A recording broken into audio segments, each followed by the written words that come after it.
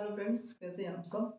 देखिए, आज हम नया टॉपिक लेके हैं कि राज्य, है ना। ये बहुत ही महत्वपूर्ण टॉपिक है। सभी को पता होना चाहिए कि राज्य होता क्या है, इसका सामान्य अर्थ क्या होता है, इसका विशेष अर्थ क्या होता है, राज्य के कौन कौन से तत्व होते हैं, ठीक है। राज्य, तो वो हम सारी चीज़ें आज समझने का प्रयास करते हैं। देखिए, सामान्य अर्थ में राज्य क्या होता है कि जैसे हम सभी कहते हैं कि राज्य मध्य प्रदेश हो गया, उत्तर प्रदेश हो गया, तमिलनाडु आदि, ये स्टेट जो है, स्टेट जो है वो राज्य सामान्य अर्थ में सभी लोग जानते हैं कि राज्य से मतलब आप किसी से भी पूछोगे कि आप किस राज्य से हो तो वो सामान्यतः राज्य बताएंगे। और जो व्यापक अर्थ में, जो इसका व्यापक जो अर्थ होता है राज्य का, वो होता है कि किसी समाज की राजनीतिक संरचना, है ना। किसी समाज की जो राजनीतिक संरचना होती है उसमें सारी चीज़ें आ जाती हैं। राजनीतिक संस्था में संरचना में, सॉरी, जिसमें सरकारें आ जाती हैं, संसद आ जाती है, बाकी न्यायपालिका, है ना, व्यवस्थापिका, ये सारी चीज़ें आ जाती हैं। और शासन, वहाँ का शासन, शासन भी सारी, ये सारी चीज़ें उसमें आती हैं विशेष अर्थ में, ठीक है। तो ये सरकारें, ठीक है, न्यायपालिका, तो ये व्यापक अर्थ में इसका है, ये राज्य कहलाता है। और हम समझे कि इसके तत्व क्या होते हैं। राज्य जो है वो किन तत्वों से मिलकर बनता है, नहीं सॉरी, ये कह सकते हैं कि भाई राज्य तो बन गया, लेकिन उसके लिए किन को हम राज्य कहें, ये सारी चीज़ें तो एक स्टेज में होती है। जैसे मध्य प्रदेश में है तो उसमें भी राजनीतिक संस्थाएं हैं, है ना, सरकार है ना, उसकी भी विधायिका है ना, न्यायपालिका भी है। तो क्या हम उसको राज्य कहेंगे व्यापक अर्थ में? नहीं, उसको हम मध्य प्रदेश या उत्तर प्रदेश या तमिलनाडु को हम व्यापक अर्थ में उसको राज्य नहीं कहेंगे, नहीं कहेंगे। उसके क्या, क्योंकि जो राज्य होता है उसके चार तत्व निश्चित किए गए हैं, ठीक है। उसके चार तत्व निश्चित किए गए हैं, जिनको, जिनकी उपस्थिति होना या जिन होना उसके पास अनिवार्य है, तभी हम उसको राज्य कहेंगे, है ना, एक देश कहेंगे, स्वतंत्र संप्रभु। तो हम समझते हैं कि उसके कौन कौन से तत्व होते हैं। देखिए, ये तत्व जो है वो अंतर्राष्ट्रीय स्तर पर बनी हुई हैं सारे, में जो मान्यता प्राप्त है इन तत्वों को। तो उसके आधार पर हम देखते हैं कि राज्य के लिए कौन कौन से तत्व आवश्यक हैं। राज्य को, एक राज्य को राज्य व्यापक अर्थ में कहने के लिए तो लगभग चार तत्व इसके निश्चित किए गए हैं। कौन कौन से हैं? देखिए, पहला तत्व है निश्चित भौगोलिक भूभाग, निश्चित भौगोलिक भूभाग,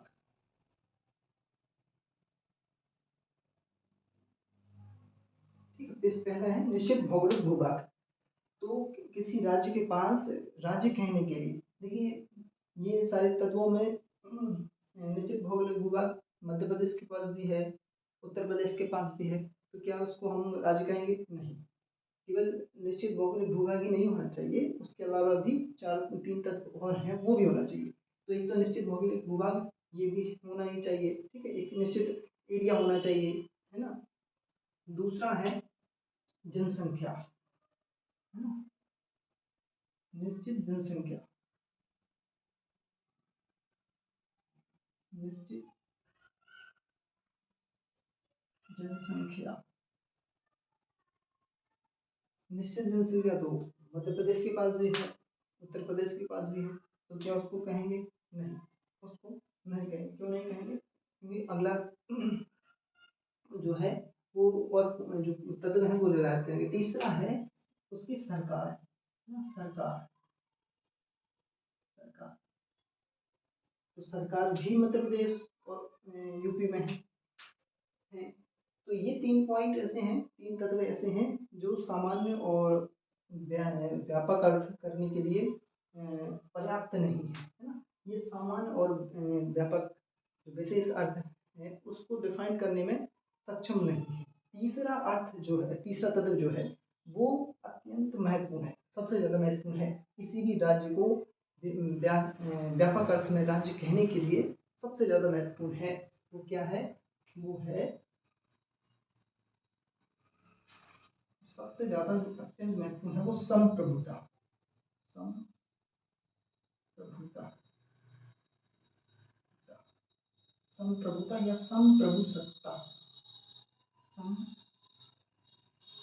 संप्रभु सत्ता, संप्रभु सत्ता, है ना, संप्रभु सत्ता।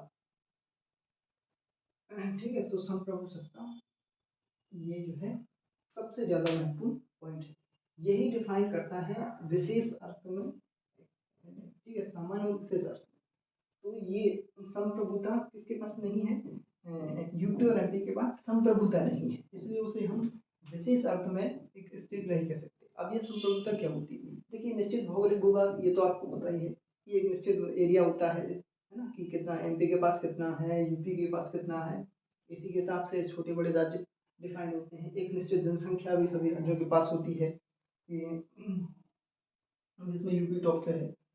एक सरकार भी होती है, सरकार आगे हम पढ़ेंगे, आगे वीडियो में जानेंगे कि सरकार के 3 भाग होते हैं, ठीक है, केंद्र सरकार, राज्य सरकार और फिर जो पंचायती जो होती हैं उनको कहते हैं कि गांव की सरकार, जो तीसरा स्तंभ है, ठीक है, तीसरा और तीसरी जो है सरकार मानते हैं उसे ग्रामीण सरकार।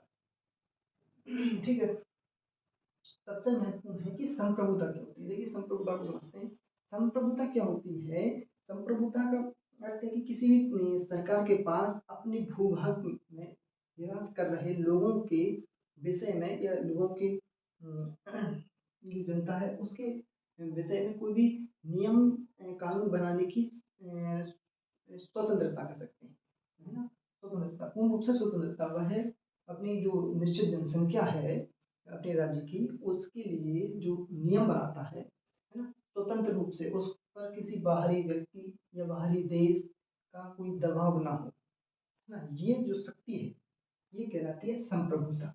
और यही सबसे ज्यादा महत्वपूर्ण है भाई। जैसे पहले हमारा जो राज्य संप्रभु नहीं था, अंग्रेजों के जो अंग्रेज ब्रिटेन का हम पे कब्जा था, ब्रिटेन ने हम पे उपनिवेश हम थे ब्रिटेन के, तो पहले हम संप्रभु नहीं थे 1947 से पहले, ठीक है, 1947 के बाद हम संप्रभु बने और अब हम पूर्ण रूप से संप्रभु हैं और कोई भी निर्णय हम किसी के दबाव में नहीं लेते, है ना, भारत सरकार किसी के दबाव में नहीं लेती।